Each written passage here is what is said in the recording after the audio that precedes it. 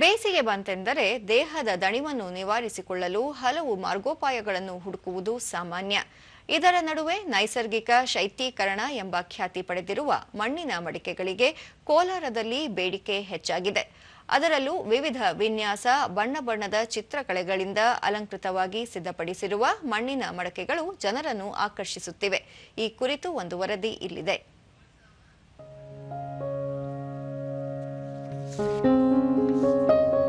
ಆಧುನಿಕ ತಂತ್ರಜ್ಞಾನದ ಆರಂಭಕ್ಕೂ ಮುನ್ನ ಆಹಾರ ಸಿದ್ಧಪಡಿಸಲು ಮತ್ತು ನೀರನ್ನು ನೈಸರ್ಗಿಕವಾಗಿ ತಂಪಾಗಿರಿಸಲು ಮಣ್ಣಿನಿಂದ ಸಿದ್ಧಪಡಿಸುವ ಮಡಿಕೆಗಳನ್ನೇ ಅವಲಂಬಿಸಲಾಗಿತ್ತು.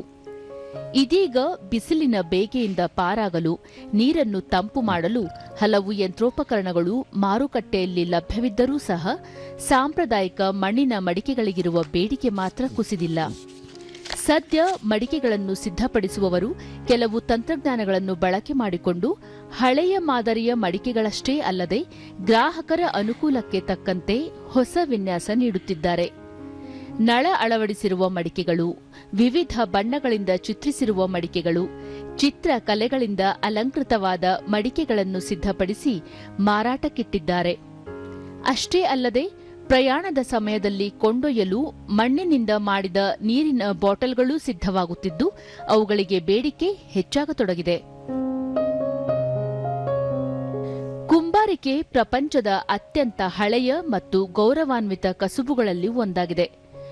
ಮಣ್ಣಿನೊಂದಿಗೆ ಬೆರೆತು ಅದಕ್ಕೆ ಒಂದು ಜೀವಂತ ರೂಪ ಕೊಡುವ ಈ ಕಲೆ ನಾಗರಿಕತೆಯ ಬೆಳವಣಿಗೆಯಲ್ಲಿ ಪ್ರಮುಖ ಪಾತ್ರವಹಿಸಿತ್ತು. ಕುಂಬಾರಿಕೆ ಕೇವಲ ಒಂದು ಕೆಲಸ ಮಾತ್ರವಲ್ಲ, ಅದೊಂದು ಸೃಜನಶೀಲ ಕಲೆಯಾಗಿದೆ. ಕುಂಬಾರರು ತಯಾರಿಸುವ ಮಡಿಕೆ, ಕುಡಿಕೆಗಳು ಪರಿಸರ ಸ್ನೇಹಿಯಾಗಿದ್ದು ಆರೋಗ್ಯಕ್ಕೂ ಪೂರಕವಾಗಿವೆ. ಆಧುನಿಕ ಕಾಲದಲ್ಲಿ ಫ್ರಿಡ್ಜ್ಗಳಿದ್ದರೂ ಸಹ ಮಣ್ಣಿನ ಮಡಿಕೆಯ ತಂಪಾದ ನೀರಿಗೆ ಪರ್ಯಾಯವಿಲ್ಲ ಎಂಬುದು ಜನರ ನಂಬಿಕೆಯಾಗಿದ್ದು, ಇದರಿಂದ ಇದು ಮಡಿಕೆಗಳ ಬೇಡಿಕೆ ವೃದ್ಧಿಗೆ ಕಾರಣವಾಗಿದೆ. ದೂರದರ್ಶನದೊಂದಿಗೆ ಮಾತನಾಡಿದ ಕುಂಬಾರಿಕೆ ವೃತ್ತಿಯ ಲಕ್ಷ್ಮಯ್ಯ, ಬೇಸಿಗೆ ಕಾಲದಲ್ಲಿ ಮಣ್ಣಿನಿಂದ ಸಿದ್ಧಪಡಿಸಿದ ಮಡಿಕೆ ಸೇರಿ ವಿವಿಧ ಉಪಕರಣಗಳಿಗೆ ಬೇಡಿಕೆ ಹೆಚ್ಚಾಗಲಿದೆ. ಆದರೆ ಮಡಿಕೆ ಸಿದ್ಧಪಡಿಸುವುದಕ್ಕೆ ಅಗತ್ಯ ಕಚ್ಚಾ ವಸ್ತುಗಳ ಕೊರತೆ ಇದ್ದು ಬೇರೆ ರಾಜ್ಯದಿಂದ ಖರೀದಿ ಮಾಡಿ ಮಾರಾಟ ಮಾಡುವಂತಾಗಿದೆ ಎಂದು ಅಸಮಾಧಾನ ವ್ಯಕ್ತಪಡಿಸಿದರು.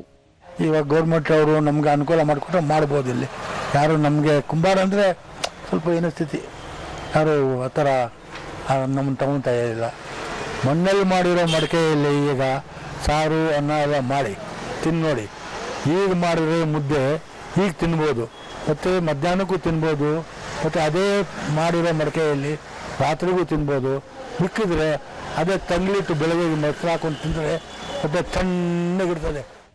ಭಾಗ್ಯಲಕ್ಷ್ಮಿ, ಮಣ್ಣಿನಿಂದಲೇ ಅಡುಗೆ ಮಾಡುವ ಪಾತ್ರೆ, ನೀರಿನ ಬಾಟಲ್ ಸೇರಿದಂತೆ 15ಕ್ಕೂ ಹೆಚ್ಚು ಬಗೆಯ ವಸ್ತುಗಳು ಲಭ್ಯವಿವೆ. ಇವುಗಳಿಗೆ ಬೇಡಿಕೆಯೂ ಹೆಚ್ಚಾಗಿದ್ದು ಗುಜರಾತ್, ತಮಿಳುನಾಡು ರಾಜ್ಯಗಳಿಂದ ತರಿಸಿಕೊಂಡು ಮಾರಾಟ ಮಾಡಲಾಗುತ್ತಿದೆ ಎಂದರು. 15 ತರ ವೆರೈಟೀಸ್ ಬರುತ್ತೆ. ಅದರಲ್ಲಿ ತಮಿಳುನಾಡಿಂದ ತರಿಸ್ತೀವಿ, ಆಂಧ್ರದಿಂದ ತರಿಸ್ತೀವಿ, ಗುಜರಾತಿಂದ ತರಿಸ್ತೀವಿ, ಕಲ್ಕತ್ತಾಯಿಂದನೂ ಬರುತ್ತೆ. ನಮ್ಮ ಕರ್ನಾಟಕದಲ್ಲಿ ಸ್ವಲ್ಪ ಕಮ್ಮಿ ತಯಾರಿಸ್ತಾರೆ, ಆದರೂ ಅಲ್ಲಿಂದನೂ ತರಿಸ್ಕೊಳ್ತೀವಿ ನಾವು. ಅಡುಗೆ ಮಾಡೋ ಪಾತ್ರೆಗಳು ಬರುತ್ತೆ, ಅಲಂಕಾರಿಕ ಗೃಹೋಪಯೋಗಿ ವಸ್ತುಗಳು ಬರ್ತವೆ, ನೀರಿನ ಬಾಟಲಿಗಳು, ಊಟ ಮಾಡೋ ತಟ್ಟೆಯಿಂದ, ನೀರು ಕುಡಿಯೋ ಗ್ಲಾಸಿಂದ ಪ್ರತಿಯೊಂದು ಐಟಮು ಸಿಗುತ್ತೆ. ಚಾ ಕುಡಿಯೋ ಕಪ್ಸಿಂದ ಪ್ರತಿಯೊಂದು ನಮ್ಮಲ್ಲಿ ಸಿಗುತ್ತೆ. ಗ್ರಾಹಕ ವೆಂಕಟರಾಮಪ್ಪ, ನಮ್ಮ ಪೂರ್ವಜರಿಂದ ಈವರೆಗೂ ಮಣ್ಣಿನಿಂದ ಸಿದ್ಧಪಡಿಸಿರುವ ಪಾತ್ರೆಗಳನ್ನೇ ಬಳಸುತ್ತಿದ್ದೇವೆ. ಇಂದೂ ಸಹ ಮಡಿಕೆಯಲ್ಲಿ ಸಿದ್ಧಪಡಿಸಿದ ಆಹಾರ ಸೇವಿಸುತ್ತಿದ್ದು ಕುಟುಂಬಸ್ಥರು ಯಾವುದೇ ಕಾಯಿಲೆ ಇಲ್ಲದೆ ಆರೋಗ್ಯದಿಂದಿದ್ದಾರೆ ಎಂದರು. ನಾವು ಮಡಿಕೆಲ್ಲ ಊಟ ಮಾಡ್ಕೊಡ್ತೀವಿ ಸರ್. ಕುಡಿಯೋದು ಕೂಡ ಅರಿವೆಲ್ಲ ನೀರು ಕುಡಿಯೋದು ನಾವು ಸುಮಾರು ಒಂದು 30 ವರ್ಷದಿಂದ ಕುಡಿತೇವೆ ಸರ್. ನಾವು ಮಡಿಕೆಲ್ಲೇ ಊಟ ಮಾಡೋದು, ಮಡಿಕೆಲ್ಲೇ ನೀರೇ ಕುಡಿಯೋದು. ನಮ್ಗೆ ಆರೋಗ್ಯ ದೇವ್ರು ಚೆನ್ನಾಗಿ ಕೊಟ್ಟಿದ್ದಾನೆ ಸರ್. ನಮಗೆ ಮಳೆಗಾಲ ಆಗಲಿ ಬೇಸಿಗೆ ಆಗಲಿ ನಾವು ಮಡಿಕೆಯಲ್ಲೇ ನಾವು ಕುಡಿಯೋದು ಸರ್. ಮಾಡೋದು ಮಡಿಕೆಯಲ್ಲೇ, ಕುಡಿಯೋದು ಮಡಿಕೆಯಲ್ಲೇ ಸರ್.